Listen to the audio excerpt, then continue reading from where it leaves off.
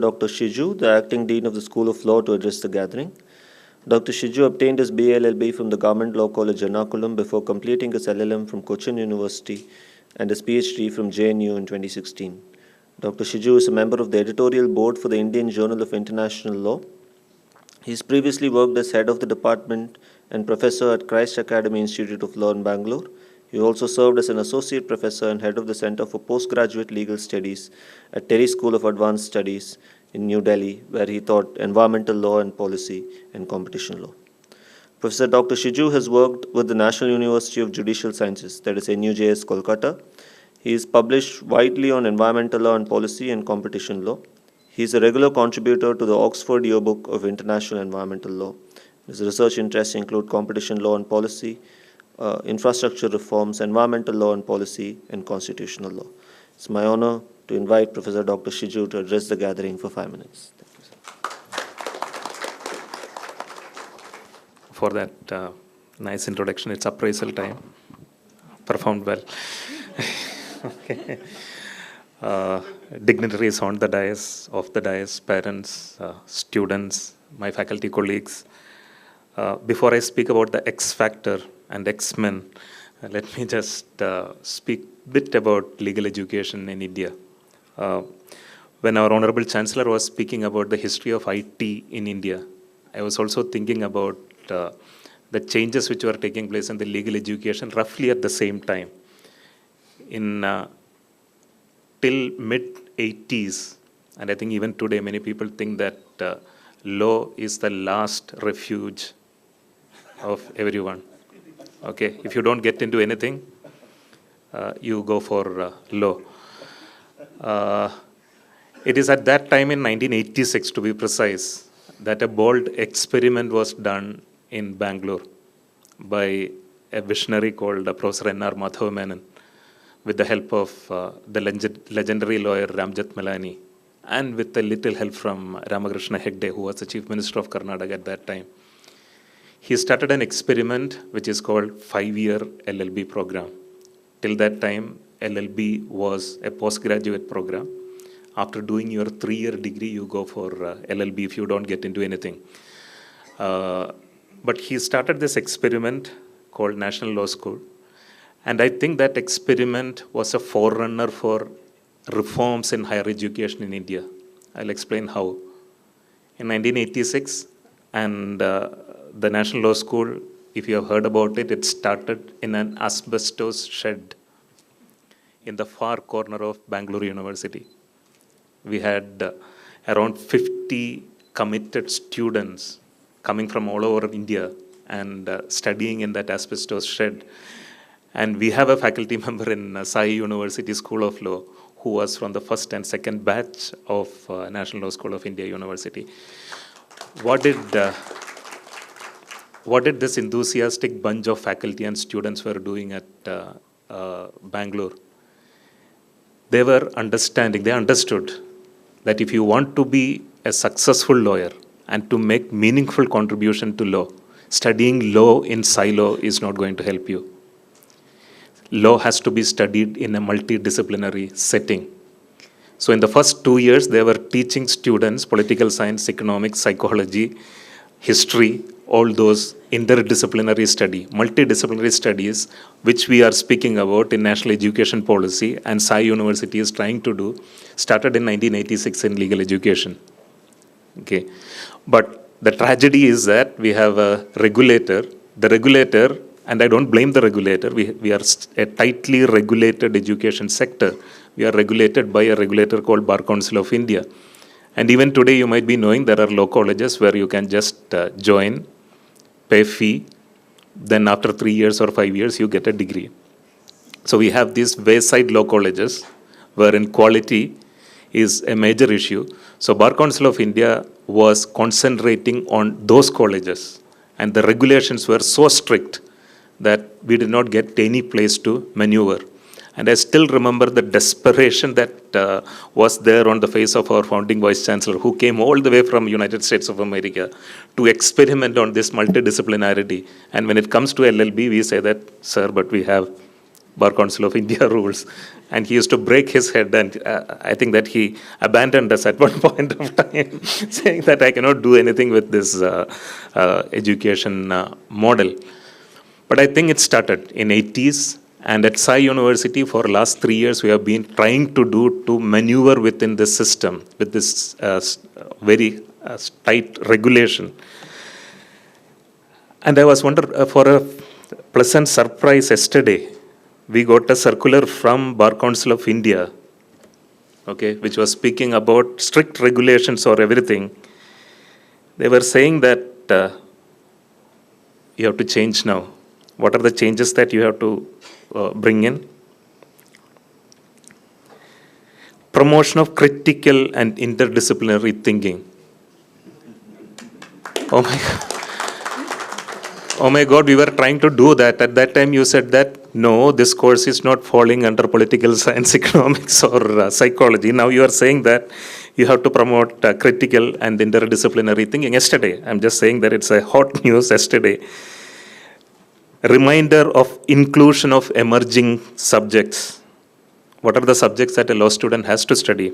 Blockchain, electronic discovery, cyber security, robotics. Oh my God.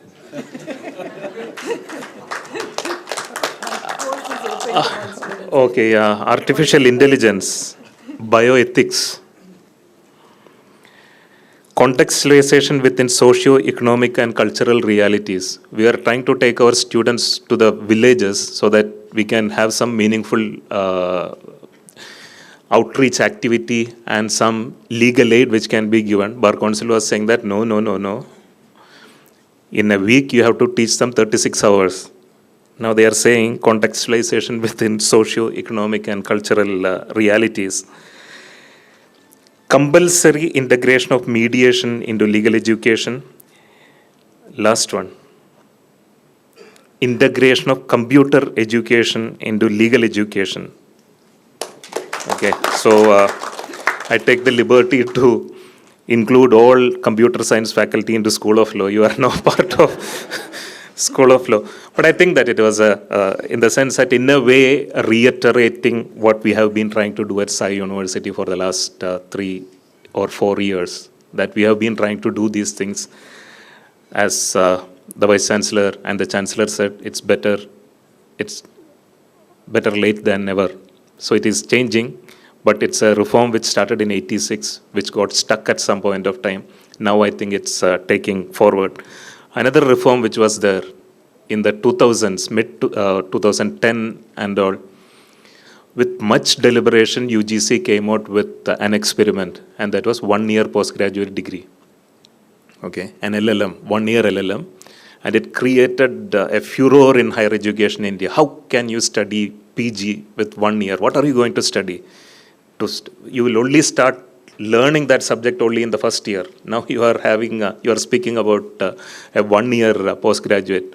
Now National Education Policy is speaking about a 1-year postgraduate degree after your 4-year undergraduate study. We have a 1-year LLM, and our faculty, I think almost all of them except oldies like us, all of them have done their 1-year LLM from prestigious universities in India. Now coming to and abroad, coming to the specialities of legal education that we are offering at SaiU University, I think that we are distinct in many ways. One is the multidisciplinarity. If you know about the legal education in India, you have something called CLAT, which is an entrance examination that you have to write. For roughly around 700 seats, more than 200,000 students write this CLAT. And there is a mad race to get into these top education institutions. Very good institutions. I would advise, if you get into National Law School, Bangalore, join there by any means. But the education that you are going to get in that institution it's a unidisciplinary educational institution. There you meet lawyers, law students, you interact with law students, fight with law students, rag law students, get ragged by law students, and finally all your colleagues in later life, when you realize all these are successful lawyers. But we have been very clear from the beginning, even though, let me emphasize once again to faculty from Computer Science and School of Arts, School of Law was the first law school to be established in SaiU University. And I think that that is because legal education is very important in any higher educational institution today. But we have been very careful to make sure that our students study not only non-law subject, but they study with non-law students. Okay, so our students have the freedom, the privilege to study economics with economics students.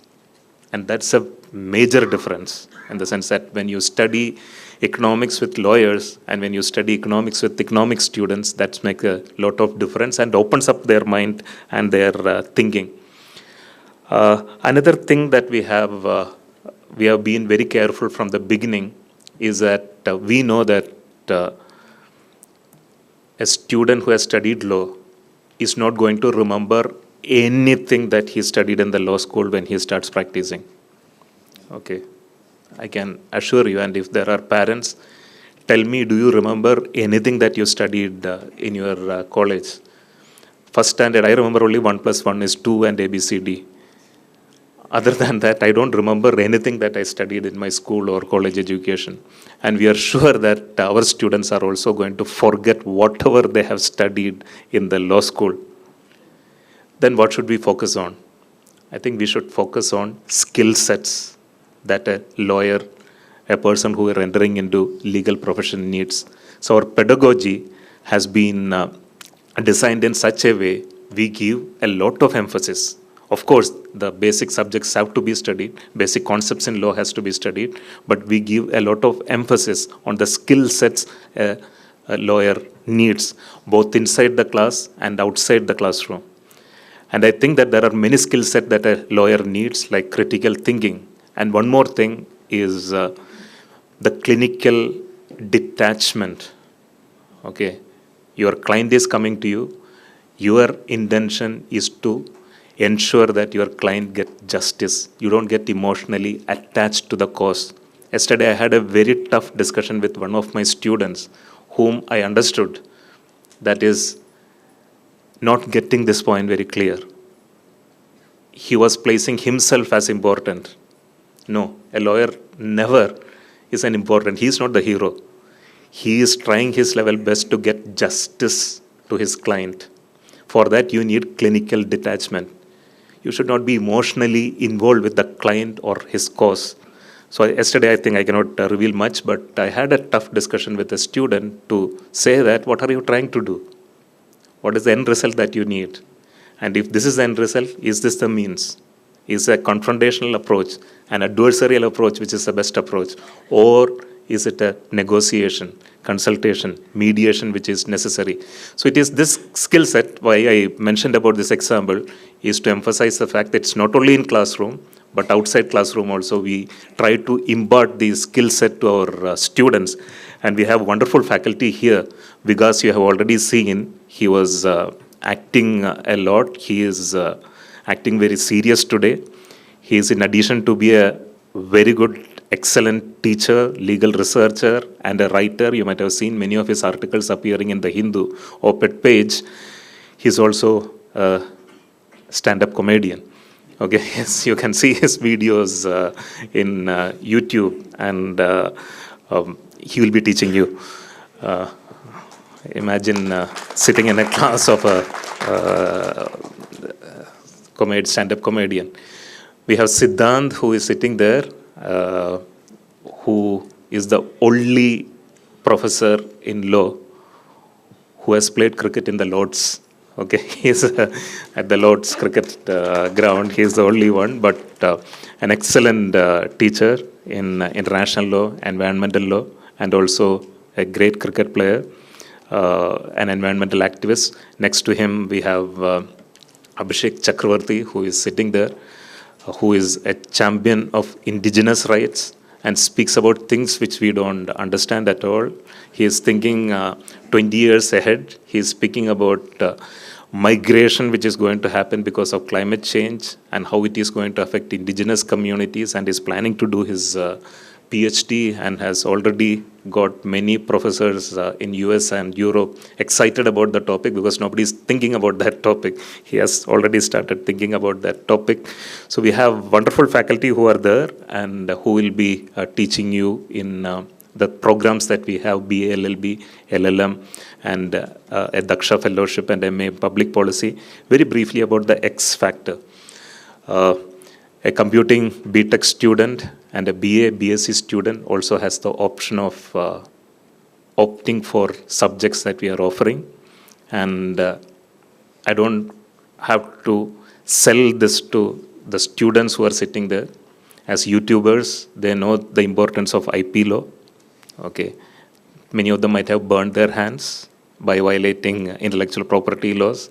So you have the option of taking subjects from law school.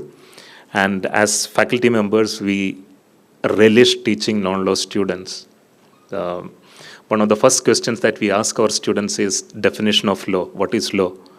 And we have an entire discipline called jurisprudence, which is trying to answer this simple question, what is law? And if I ask a law student the question, what is law? The answer that I get is most of the time, 99% of the law students answer saying that it is regulations restricting behavior, human behavior. Very good, yes. But if I ask a non-law student as to what is law, they say it's something which is liberating. It is about rights. It's about privileges. We really relish that fresh thinking which is coming from non-law students. So we have this X subjects.